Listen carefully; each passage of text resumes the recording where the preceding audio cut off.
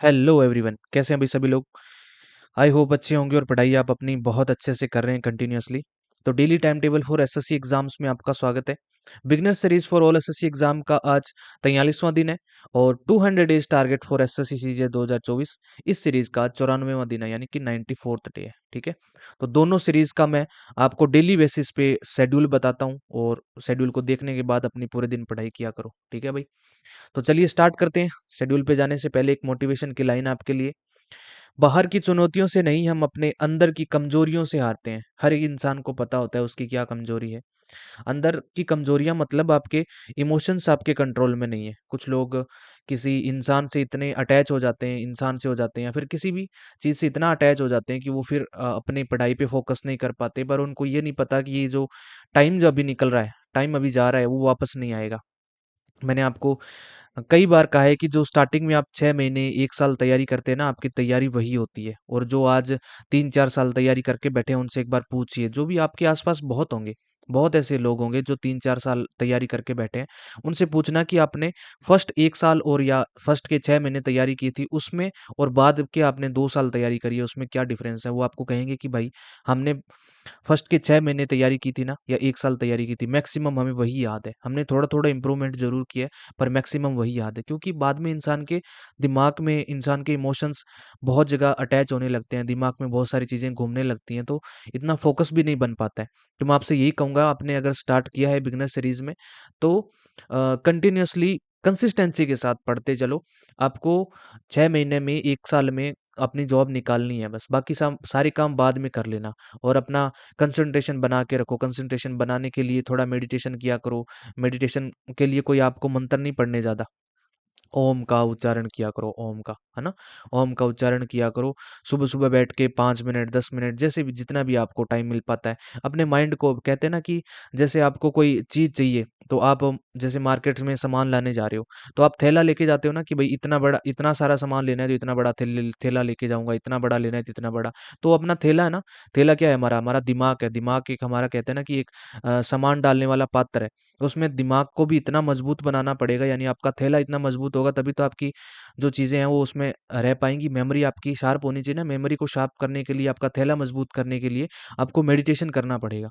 Meditation किया करो, अपने आप को शांत रखा करो। शाम को जब सोते हो तो एकदम पॉजिटिव चीज़ें देख के सोया करो कि आप कोई फ़ोन को 1 तो 2 घंटे पहले छोड़ दिया करो। सोते अगर आप मान लो 12 बजे सोते हो तो 10 बजे फ़ोन छोड़ दिया करो। उसके बाद आप कुछ भी करो, अपनी पसंद की एक्टिविटी करो। कोई मान लो कोई नोवेल वगैरह पढ़ लिया करो, कोई ऐसी स्टोरी पढ़ा करो, इंस्पिरेशन वाली स्टोरी, है ना? ऐसी चीज़ें पढ़ो जो आपको पॉजिटिव करे, तो उसके बाद सो जाया करो। ठीक है? तो ये आपको मोटिवेशन देंगी आपको ये चीज़ें। मोटिवेट करने के लिए मैं आपके लिए चीज़ें लिख के लाता हूँ रोज़ाना। ठीक है? चलिए स्टार्ट करते हैं हम तो हमारा शेड्यूल। कुछ लोग हैं जिनको मोटिवेशन ज़्यादा पसंद नहीं होता, वो खुद अपने आप में मोटिवेट रहते हैं। अच्छी बात भी है। अभी ये जो स्टार्ट है 6 महीने और 1 साल के बीच का टाइम जो है, वो आपको ज़्यादा डिमोटिवेट होने भी नहीं देगा। ये अपनी पढ़ाई आपसे खुद ही करवा लेगी, अपना जो कंसिस्टेंसी खुद ही बनवा लेगी। मैथ्स में आप करें क्या करेंगे? Beginner series for all SSC exam वालों का 43वां दिन है। मैथमेटिक्स में प्रॉफिट लॉस की 8वीं क्लास लेंगे। 7 क्लासेस हमारी पूरी हो चुकी हैं कल तक, और आज हमारी 8वीं क्लास है प्रॉफिट लॉस की। अलजेब्रा में क्या करेंगे? अलजेब्रा की 19वीं क्लास लेंगे। आज वेडनेसडे है ना, वेडनेसडे के का शेड्यूल आपको बता रहा हूँ। प्रॉफिट लॉस में 8वीं क्लास, अलजेब्रा में 19वीं क्लास। हिस्ट्री की क्लास नंबर 8 करेंगे अगर परमार सर से पढ़ते हैं तो। अगर आप खान सर से पढ़ते हैं तो क्लास नंबर 5, 6, 7 और 8। ठीक है, ये 4 क्लासेस आप खान सर से पढ़ते हैं तो करेंगे। ठीक है, जीके और मैथ्स में ये हो गया। उसके बाद बात करते हैं आपके इंग्लिश में। इंग्लिश में वोकैब में आप वन वर्ड करेंगे 781 से लेके 810 तक, यानी 30 वन वर्ड कर लेना। ब्लैक बुक से कर रहे हैं, और कोई भी बुक फॉलो मत करना प्लीज, कोई बुक मत फॉलो करना। और मेरा कोई इस बुक से कोई ऐसा नहीं है कि बुक मैं अपने बिहाफ पे कुछ इसलिए दे रहा हूँ, आपको रिकमेंड कर रहा हूँ, नहीं भाई। ये टॉपर्स इस बुक का नाम लेते हैं, और इसी बुक से सब कुछ, सारी वोकैब इसी बुक से आती है। आप किसी और बुक को पढ़ रहे हैं तो या तो फिर आपने पढ़ रखी है, या मान लो कि कोई समुद्र मंथन से एक रानी मैम का भी कोई बैच था, बच्चे बताते हैं, अगर वो आपने कर रखा है तब तो मैं ये नहीं कहता कि आप ये पढ़ो। फिर आपने जो कर रखा है उसको रिवाइज करते रहो। पर जब आज स्टार्ट ही कर रहे हो आप जीरो से स्टार्ट कर रहे हो वोकैब को, तो इसी बुक को फॉलो करो, ब्लैक बुक को। ठीक है ना, इसके अलावा किसी बुक पे मत जाना। ग्रामर में प्रोनाउन की क्लास नंबर 6 करेंगे भाई।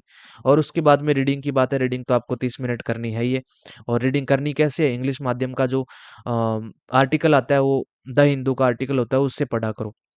उसके साइड में जो आर्टिकल होता है उसके साइड में कुछ हार्ड वर्ड होते हैं, उसके मीनिंग्स भी लिखे होते हैं, उनको एक बार पढ़ लिया करो। उसके बाद में अपना पूरा का पूरा और हिंदी अनुवाद करना सीखो। कल भी मैंने आपको बोला था हिंदी अनुवाद करना सीखो। जो भी लाइनें आपको मिलती है ना पैराग्राफ के अंदर, उनका हिंदी अनुवाद किया करो, ताकि आपकी स्किल बढ़े। और आप जैसे पैसेज करने बैठेंगे तो आपको ऐसा नहीं है कि पैसेज में वो ज़माना गया अब जो बचपन में आप लाइन मिला के पैसेज सॉल्व कर लेते कि ठीक है 5 क्वेश्चन है और ये एक पैराग्राफ दिया। बचपन में करते थे ना कि यार इस क्वेश्चन में ये वाली लाइन मिल रही है, ये शब्द मिल रहे हैं, ये वर्ड मिल रहे हैं, तो इनको है ना उसमें ढूँढते हैं पैसेज में। अच्छा ये लाइन यहाँ से मिल गई तो यहाँ से इसका आंसर इतना होगा। ऐसे वाला टाइम गया, वो बचपन में करते थे। अभी आपको पूरा मीनिंग पता होना चाहिए, क्वेश्चन क्या पूछ रहा है और पैराग्राफ में वो आपकी लाइन कहाँ पे है जहाँ वो क्वेश्चन का आंसर छुपा हुआ है उस लाइन में, ठीक है? तो आपको हिंदी अर्थ भी आना चाहिए।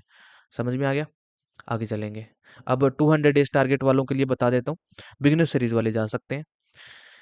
200 days target for SSC CGL 2024 का 94वाँ दिन है और मैथमेटिक्स में आप एवरेज कंप्लीट कर लेंगे। वैसे तो आज तीसरा दिन है एवरेज के लिए, एवरेज कंप्लीट कर लेना इस वीक, ठीक है? एवरेज में ज़्यादा कुछ है नहीं, अगर आप क्लास ले रहे हो तो क्लास से कर लेना। और मुझे नहीं लगता कि 200 डेज़ टारगेट में, बहुत लोगों से मेरी बातचीत होती रहती है, तो वो पूरा शीट से ही कर रहे हैं। शीट मैंने आपको पहले ही अपलोड कर दी है, उनको तो आप देख लिया करो शीट्स को, और शीट से ही किया करो। मेरे हिसाब से तो आप क्लास वगैरह लेते नहीं, क्योंकि आपने एक बार कोर्स कर रखा है।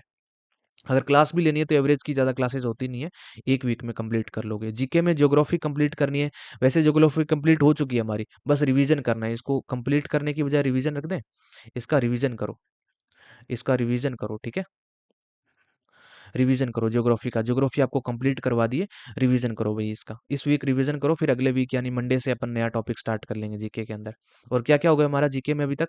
पॉलिटी हो गई है, और इसके अलावा हमारी क्या होगी, बायोलॉजी होगी, और उसके अलावा हमारी ज्योग्राफी हो गई। और क्या हुआ हमारा? और तो नहीं हुआ कुछ, बस इतनी तीन ही चीज़ें हुई है। चलो आगे और करेंगे।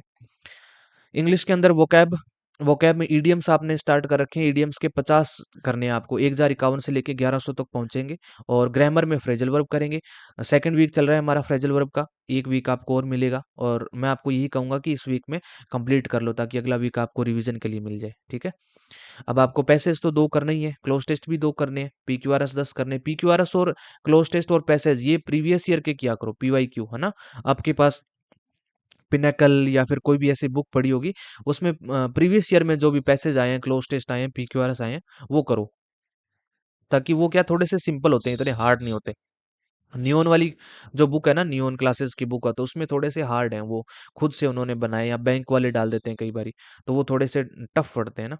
तो ये वाले करा करो, प्रीवियस ईयर वाले। और मॉक टेस्ट आपको रीजनिंग का देना है, अभी मॉक टेस्ट आपने कोई और तो देना नहीं है। रीजनिंग के 25 क्वेश्चन किया करो, सीएचएसएल वाले लगाने स्टार्ट कर दो। सीएचएसएल जब आपका खत्म होगा तब आप सीएचएसएल क्या क्या खत्म होगा अभी, 2021 का, अच्छा 23 का कर रहे हो अभी आप, फिर 22 का, फिर 21 का, बहुत है रीजनिंग के सेट ना इसके अंदर, 25-25 क्वेश्चन वाले बहुत सारे सेट है। बस वो करते रहो, बाद में जब आपके ये खत्म होंगे इतने में, तो अपन फुल मॉक पे आ जाएंगे, फिर फुल मॉक लगाया करेंगे, और फिर देख लेना आपके 150 से कभी नंबर कम आएंगे ही नहीं, क्योंकि आपने कोर्स अपना बहुत अच्छे से किया, अगर मेरे साथ आप शेड्यूल में अच्छे से चले हैं तो, ठीक है? चलिए, तो थैंक यू सो मच, मिलते हैं नेक्स्ट शेड्यूल के अंदर। अपनी तैयारी को कंसिस्टेंसी के साथ बनाए रखो, और अंदर के जो भी आपके मैंने ये वाली बात कही ना, इस पे गौर किया करो। जो भी आपको कोई रोजाना बात बताता हूँ उस पे गौर किया करो, रोजाना एक बात पे गौर कर लो बस। आपको अपने हिसाब से भी सोचने की जरूरत नहीं है। मैंने कहा ना, अंदर की बहुत चुनौतियां होती है, बहुत लोग इमोशनली अटैच होते हैं किसी से, नहीं पढ़ाई में फोकस कर पाते, तो एक बार रख दो ना साइड में, सारी चीजें साइड में रख दो। एक बार हर चीज को साइड में रख दो। बाद में जब आपका सिलेक्शन हो जाएगा तो आपको जो चीज़ें आप जिन चीज़ों के पीछे भाग रहे हो ना, वो चीज़ें आपके पीछे आने लगेंगी फिर। ये मेरा आपसे कहते हैं कि क्या कहते हैं उसको, बस वही है, पक्की वाली बात है। आप जिन चीज़ों के पीछे भाग रहे हो उनको छोड़ दो एक बार। आप बस पढ़ाई आपके आगे आगे भाग रही है, इसके पीछे भागो। पढ़ाई आपकी जिस दिन कंप्लीट होगी, आपका सिलेक्शन होगा, जिस चीज़ों के आप पीछे भाग रहे हो वो आपके पीछे भागने लगेंगी, यू टर्न मार लेंगी, ठीक है? चलिए, थैंक यू सो मच, मिलते हैं नेक्स्ट शेड्यूल में। राधे राधे।